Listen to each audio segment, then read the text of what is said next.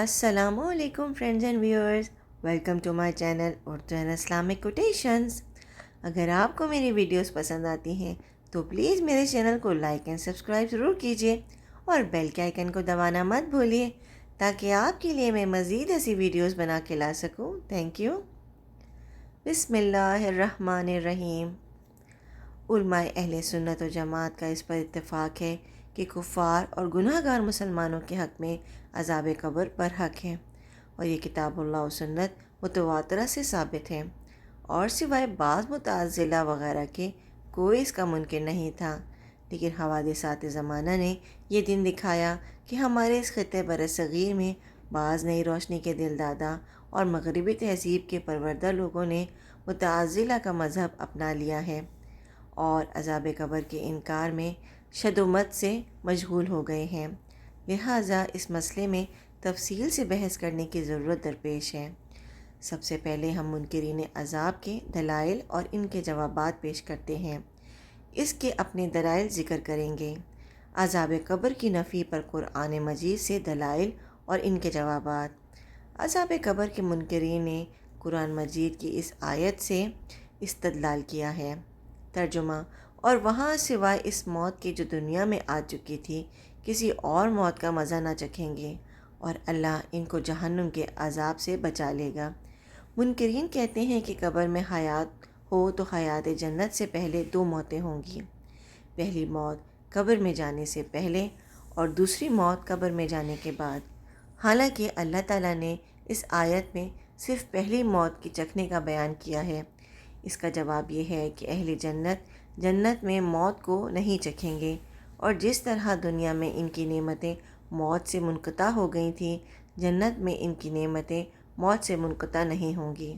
لہٰذا اس آیت میں یہ دلیل نہیں ہے کہ دخول جنت سے پہلے ان پر کوئی اور موت نہیں آ سکتی، اور یہ جو فرمایا ہے کہ وہ جنت میں پہلی موت کے سوا اور کوئی موت نہیں چکھیں گے، تو یہ جنت میں ان پر موت نہ آنے کی بطور تعلیق بالمحال تاکید ہے۔ یعنی اگر پہلی موت کا چکھنا ممکن ہوتا تو وہ جنت میں پہلی موت چکھ لیتے، لیکن پہلی موت کا چکھنا تو ممکن نہیں ہے کیونکہ وہ آ چکی، اس لیے اب موت کا چکھنا بھی ممکن نہیں ہے۔ دوسرا جواب یہ ہے کہ الموتۃ الاولیٰ میں جنس موت مراد ہے، اور یہ موت کی تعداد کے منافی نہیں ہے کیونکہ جنس متعدد کو بھی شامل ہوتی ہے۔ اس کی دلیل یہ ہے کہ اللہ تعالیٰ نے حضرت موسیٰ اور حضرت عیسیٰ علیہ السلام کے زمانے میں کئی مردوں کو زندہ کیا تھا۔ اس سے معلوم ہوا کہ بعض جنتی جنت میں آنے سے پہلے کئی موتیں چکھ چکے تھے، اس لیے ماننا پڑے گا کہ الموتۃ الاولیٰ سے جنس موت مراد ہے۔ لہٰذا قبر میں حیات کے بعد دوبارہ موت آئی ہو اور دخول جنت سے پہلے جنتیوں نے دو موتیں چکھ لی ہوں تو یہ اس آیت کے منافی نہیں ہے۔ دوسری آیت کریمہ سے منکرین استدلال کرتے ہیں، وہ یہ ہے۔ ترجمہ: اور نہ زندہ اور مردے یکساں ہوں گے۔ بے شک اللہ جس کو چاہتا ہے سنا دیتا ہے، اور آپ ان لوگوں کو سنا نہیں سکتے جو قبروں میں ہیں۔ قبروں والے اس لیے نہیں سن سکتے کہ وہ حیات سے عاری اور مردہ ہیں، اور جب وہ مردہ ہیں تو عذاب قبر ثابت نہ ہو۔ دوسرا جواب یہ ہے کہ اس آیت میں آپ کے سنانے کی نفی ہے، قبر والوں کے سننے کی نفی نہیں ہے۔ یعنی جس طرح قبر والوں کے لیے ان کی موت کی وجہ سے آپ کی نصیحت کارگر نہیں ہے، اسی طرح کفار مکہ پر بھی ان کی ضد اور ہٹ دھرمی کی وجہ سے آپ کی نصیحت کارگر نہیں ہے۔ تیسرا جواب یہ ہے کہ کفار کو قبر والوں سے تشبیہ دی گئی ہے، اور یہاں مراد کفار ہیں، اور اسما کی نفی سے سما کے خلق کی نفی مراد ہے۔ یعنی آپ کفار میں سما کو پیدا نہیں کرتے، تو اگر کفار آپ کی نصیحت کو نہیں سنتے تو آپ رنجیدہ نہ ہوں۔ الغرض اس آیت سے قبر والوں کے سننے کی نفی نہیں ہے، اس لیے یہ آیت عذاب قبر کے خلاف نہیں ہے۔ اب اس کے بعد ہم اہل سنت و جماعت کے مستدلال اور دلائل پیش کرتے ہیں۔ آیات قرآنیہ سے عذاب قبر پر استدلال۔ جہاں تک کتاب اللہ اور اس کے ثبوت کا تعلق ہے تو متعدد آیات اس پر دلالت کرتی ہیں۔ ان میں سے ایک آیت سورہ غافر کی ہے۔ ترجمہ: وہ لوگ صبح و شام آگ پر پیش کیے جاتے ہیں، اور جس روز قیامت قائم ہوگی یہ کہا جائے گا اہل فرعون کو شدید ترین عذاب میں داخل کرو۔ اس آیت کی تفسیر میں امام رازی رحمۃ اللہ علیہ تفسیر کبیر میں فرماتے ہیں، ہمارے علماء نے اس آیت سے عذاب میں قبر کے اسبات پر استدلال کیا ہے۔ وہ فرماتے ہیں کہ یہ آیت تقاضا کرتی ہے کہ آگ ان پر یعنی فرعون اور اس کے آل و خاندان پر صبح و شام پیش کی جاتی ہے، اور یہ ارض نار قیامت کے دن ہونا مراد نہیں لیا جا سکتا۔ آگے اس بات کی صراحت ہے کہ اور نہ ہی اس دنیا سے ارض نار مراد لیا جا سکتا ہے، کیونکہ دنیا میں ان کے ساتھ ایسا ہونا ثابت نہیں۔ اس سے ثابت ہوا کہ ارض نار موت کے بعد اور قیامت سے قبل ہوگا، اور یہ اس بات پر دلالت کرتا ہے کہ فرعون اور آل فرعون کے حق میں عذاب قبر ثابت ہے، اور جب ان کے حق میں عذاب قبر کا برحق ہونا ثابت ہو گیا تو دوسروں کے حق میں بھی ثابت ہو گیا، کیونکہ ان میں اور دوسروں میں فرق کا کوئی بھی قائل نہیں ہے۔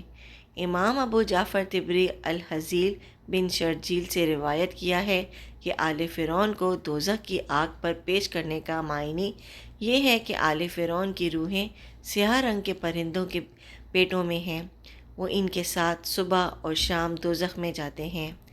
جامع البیان رقم الحدیث، دارالفکر بیروت۔ علامہ ابو الحسن علا بن محمد الماوردی المتوفی 450 ہجری نے لکھا ہے کہ اس آیت کی تفسیر میں 3 قول ہیں۔ نمبر 1، قتادہ نے کہا دوزخ کی آگ میں جو ان کا ٹھکانہ ہے وہ صبح اور شام پر پیش کیا جاتا ہے، اور آل فرعون کو ڈانٹتے ہوئے کہا جاتا ہے یہ تمہارے گھر ہیں۔ نمبر 2، حضرت ابن مسعود رضی اللہ تعالیٰ عنہ نے کہا آل فرعون کی روحیں سیاہ پرندوں کے پیٹوں میں ہیں، وہ پرندے صبح اور شام جہنم پر وارد ہوتے ہیں، اور ان کو آگ پر پیش کرنے کا یہی معنی ہے۔ نمبر 3، مجاہد نے کہا ان کو صبح اور شام ان کی قبروں میں آگ کا عذاب دیا جاتا ہے، اور یہ عذاب خصوصاً آل فرعون کے لیے ہے۔ النقط و العیون، مطبوعہ دارالکتاب العالمیہ بیروت۔ عذاب قبر کی دوسری آیت۔ ترجمہ: اپنے گناہوں کے سبب وہ غرق کیے گئے، پھر وہ آگ میں داخل کر دیے گئے، پس انہوں نے اپنے لیے اللہ سے بچانے والا کوئی مددگار نہ پایا۔ یہ لوگ اپنے گناہوں کے سبب سے غرق کر دیے گئے، پس ان کو فوراً دوزخ کی آگ میں داخل کر دیا گیا۔ عذاب قبر کی تیسری آیت۔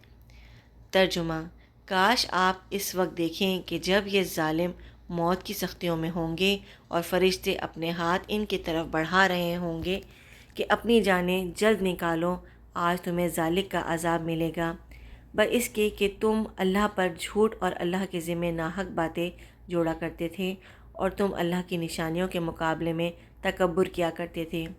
عذاب قبر کی چوتھی آیت۔ ترجمہ: اور جو دیہاتی آپ کے ارد گرد ہیں ان میں سے بعض منافق بھی ہیں، اور مدینہ والوں میں سے بھی بعض لوگ نفاق پر اڑے ہوئے ہیں، آپ انہیں نہیں جانتے، ہم انہیں اچھی طرح جانتے ہیں، ہم انہیں دوہری سزا دیں گے، پھر وہ اس عذاب کی طرف لوٹائے جائیں گے جو بہت بڑا عذاب ہے۔ تفسیر ابن کثیر میں امام ابن کثیر رحمۃ اللہ علیہ 2 بار کے عذاب سے متعلق حضرت ابن عباس رضی اللہ، قتادہ رضی اللہ اور ابن جری رحمۃ اللہ اور محمد بن اسحاق رحمۃ اللہ کے حوالے سے لکھتے ہیں کہ پہلا عذاب دنیا کا عذاب اور دوسرا قبر کا عذاب ہوگا۔ ترجمہ: اللہ اہل ایمان کو قول محکوم کی بدولت دنیا کی زندگی میں بھی ثابت عطا فرمائے گا اور آخرت میں بھی، اور اللہ اپنی جانوں پر ظلم ڈھانے والوں کے اعمال رائیگاں کرے گا، اور اللہ جو چاہے کرتا ہے۔